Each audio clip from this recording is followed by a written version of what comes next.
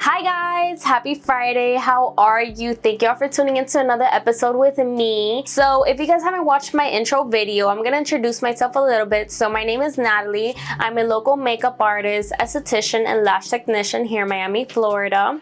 So I started my career about 2 years ago when the pandemic started, and it has been an amazing journey, and I would not go back to working with anybody else. So in this video, we're gonna be talking a little bit about looking the role as a makeup artist or just a business owner in general. So the first thing that I'm going to be touching the topic on is your hair. When you're going to a makeup appointment or just anything in general, I don't like to have my hair loose. It just bothers me. I feel like I can't work. But in general, I always feel like you shouldn't really be going to your makeup appointments with your hair loose, for the reason that, let's say you're putting mascara on a client and next thing you know your hair falls in their face or anything like that. Like, I wouldn't like that, and it's kind of unsanitary. And what if your hair falls on the makeup or just any of the products in general? I just don't really like that. I always feel like the way to go is just picking up your hair. I always love the sleek back bun or just my hair picked up in the back. Everything looks nice and clean and picked up. You don't have to worry about any hairs falling. All right guys, you always want to look clean and professional.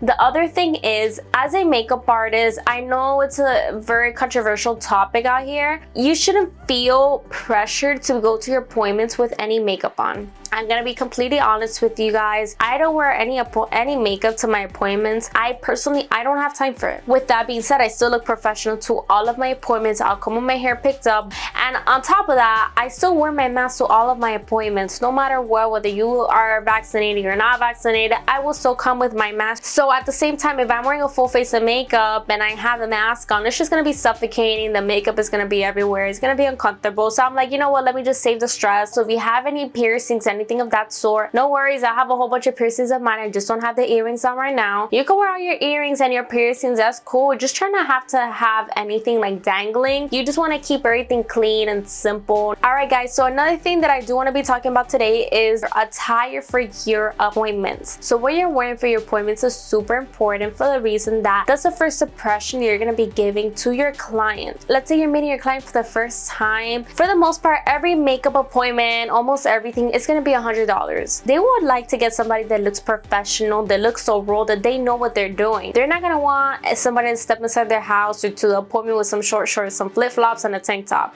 At least I wouldn't. But another thing I do want you guys to keep in mind is that in the industry, black is a way to go. You always have to wear black. And if you could even get your logo or anything on your shirts that looks even better, you're going to be marketing yourself just walking around. Let's say after your appointment, you have to go to a grocery store, and you already have your logo. Somebody going to be looking at your shirt like, oh, I wonder what she does. Is she a nurse? What is she? Oh, she does makeup. Oh, let me ask her. I actually need a makeup artist for this Saturday. So guys, marketing is everywhere. Just you networking, wearing the shirt, looking the role. Like, people love all that. So just take that into consideration, okay? At the same time, if you're going to be representing your brand, make sure you look in business professional and you're ready to work. If somebody wants to come up with you and be like, hey, are you available this Saturday? Yes, of course. And you're ready to answer that question. Always be ready for when you have your business shirt on and you're ready to go. Another thing I also want you guys to take into consideration is the shoes that you're going to be wearing for your appointments. Being comfortable is the most important part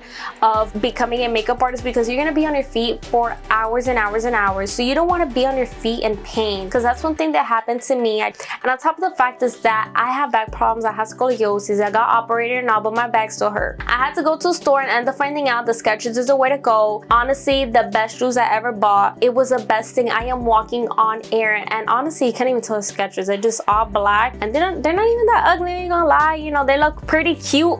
So guys, just take that into consideration. Being comfortable is the way to go. Ever since I bought these shoes, I've never felt uncomfortable for an appointment, and that's what you want. You don't want to feel uncomfortable. You want to feel comfortable. Okay, so last but not least, when you're starting off, you always want to think about the name of the business that you want to give, or the name of your Instagram page, because it will follow you.